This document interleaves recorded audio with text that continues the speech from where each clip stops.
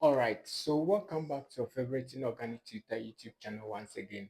Today is another episode. We want to look at how we can work out this problem, how we can derive the demand function for, let's say, good X and good Y. Given this preamble, they said a consumer spends all her income on two goods, good X and good Y. So let's say rice and beans. Now, her preferences, her choice of goods can be represented by the utility function.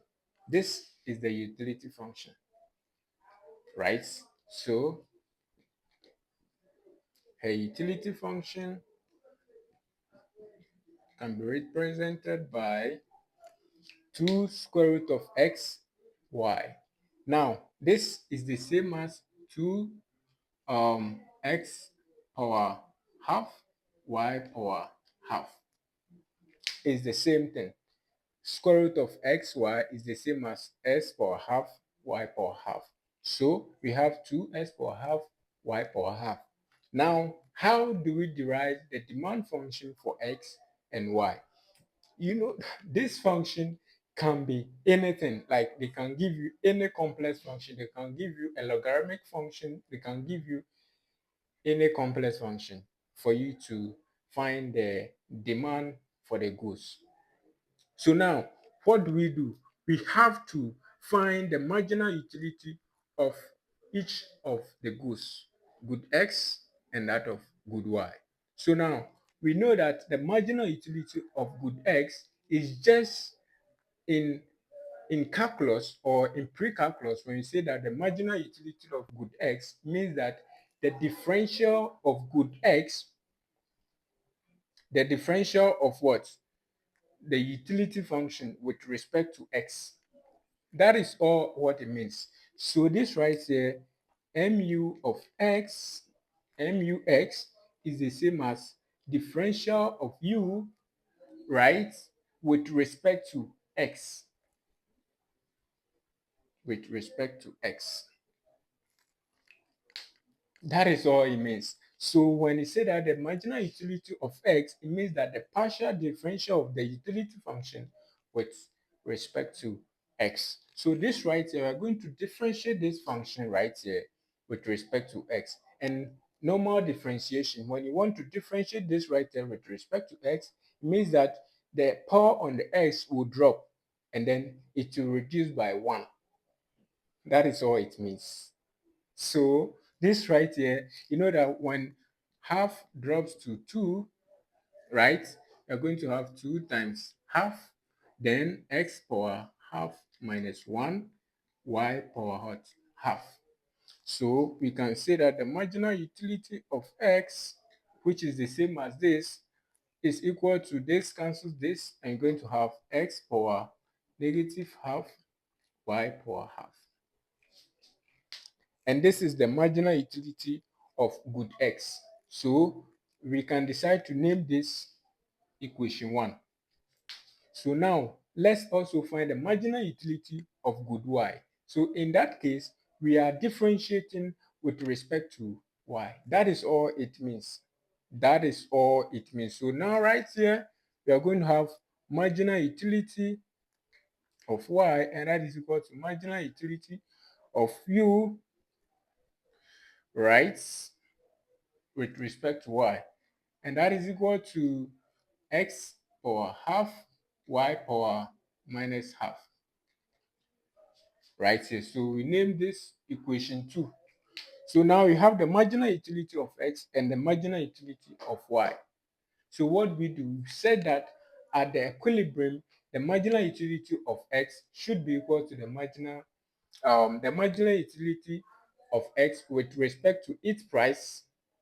Listen, with respect to its price should be equal to the marginal utility of y with respect to its price. So, or in other words, the marginal utility of x over the marginal utility of y should be equal to their respective prices. So, right here we can write this, that is at equilibrium. At equilibrium, marginal utility of x on marginal utility of y should be equal to their respective prices. Right? Now we have the marginal utility of x right here as equation 1 and marginal utility of y as equation 2. So we do substitution and then we can derive our marginal utility we can derive our marginal demand function for good x and that of good y. So now name this equation 3. So we can substitute equation 1 and equation 2 into equation 3. So put 1 and 2 into 3, right? So when we do that, we're going to have the marginal utility of x is x power minus half y power half all over the marginal utility of y is x power half y power negative half. And that should be equal to their respective prices, right? Now, what do you have to do? We have to simplify the expression. So this is basic um, uh, algebra simplification, right? So this right here, we know that this right here can go up here and this right here goes here. So when we do that, that means that we are going to do cross multiplication, right? So when we do cross multiplication, then we're going to have py into x power negative half y power half should be equal to px x power half y power negative half, right? So this right here,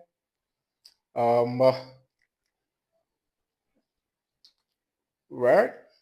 Well, let's do this simple work here so that the work becomes simple. We know that this comes down, becomes positive. So we have, let's maintain the y up here, which is y power half, and then we send the y negative, so it tends to positive. So we have y power half plus half all over s power half. Then this comes down, it tends to positive, right? Then that should be equal to px py right here. So this right here, we're going to have y power 1, which is the same as y, then x power 1, which is the same as x. And that should be equal to px py. So right here we have y on x is equal to px py. Right? So now we can make s the subject, we can make y the subject right from here. So when we do that, we're going to have x px is equal to y py. So when we make s a subject, we're going to have x is equal to y py all over px. Right? So this right here becomes equation. This right here becomes equation 4. And now let's make y the subject in there too. So we have y is equal to p s px all over py, and this becomes equation 5. So now we have x in terms of price of y and the price of what x, and then we have y in terms of price of x and price of y. All right, now what do? We have to introduce the budget line or the equation of the budget line. So when we do that, right here, when we do that, so when we introduce the equation of the budget line or the budget line, what we are going to do is that we are going to substitute each of the equations x equals y py over px, and then y equals x px over py into it, one after the other, then we can derive the demand function for good x and that of good y. So now, this is our equation of the budget line. And that is, when you are going to the market, you make a budget. And the budget, the M right here, which is your income, right, is the amount that you carried to the market. So that is the income right here. And that should be equal to the price of the good that you are going to buy times the quantity. So right here is the price of good X times its quantity plus price of good Y times its quantity. So simple, right? So simple. So we name this equation 5. So right here, when you're going to the market, the money you carried, the things you're going to buy, you make sure that the things you're going to buy will balance your money. So your income or the money you carry to the market should be equal to the price of the goods of X times its quantity plus price of good Y times its quantity. That is all about the budget line. So now we derive the demand function for good X. So now let's start with equation 4. So equation 4, we have X equals ypy. So whatever we see x, we put ypy all over px, right? Plus py y. Now we take off this and we're going to have y equals ypy plus ypy right here. So we can say that 2py 2ypy should be equal to our income, right? So now we need y, so we divide by 2py 2py. So this implies that our y is equal to our income over 2py. So this becomes the demand function for good y. So this right here, we can write here.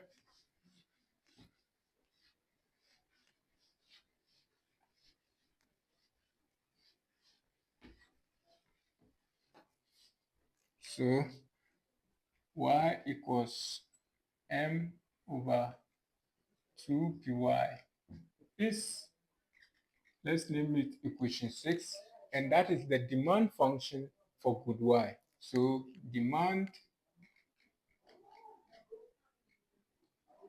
function for good y, that is equation 6. So we put equation 5 also into the budget line, then we obtain the demand function for good x. So right here, m equals px x plus, now our y is y right there is x px all over py, right? So this takes off this and we can see that it's a normal good, because normal good always, the denominator or the fractions cancels, we are going to have a linear function, right? So that is right here is going to be m equals px x px plus x px. Right here is going to have 2x px equals m, right? So we have x equals m over 2 px right here. So we name this equation 7, and this becomes the demand function for good x. This becomes the demand function for good x. So this is the demand function for good x. Very, very simple. So right here, if you are given a utility function and you are to derive the demand function for each good, what you have to do is that you have to find the marginal utility of each of the goods. The marginal utility right here is just the partial differential of the function. When you're having two variables, then it means that you are differentiating with respect to x. What I mean is that you are differentiating the utility function with respect to s and that of with respect to y. Then you know that the marginal utility of good X with respect to its price is equal to the marginal utility of good Y with respect to its price. And then when you do that comparison, then you come and quote your budget line, right? So when you do that and you do your algebra and then you make your simplification, quote your budget line. When you quote your budget line, the equation that you obtain, x equals that you obtain, substitute into the budget line, then obtain or derive the demand function for, let's say, good x. Then later you substitute the other into it and derive the demand function for the other good. That is how we tackle a problem on how we can derive the demand function for a good. Thank you very much for watching. I really appreciate your time. Please don't forget to press on the notification bell and then I'll give you more updates. Please share with others to also benefit. Bye.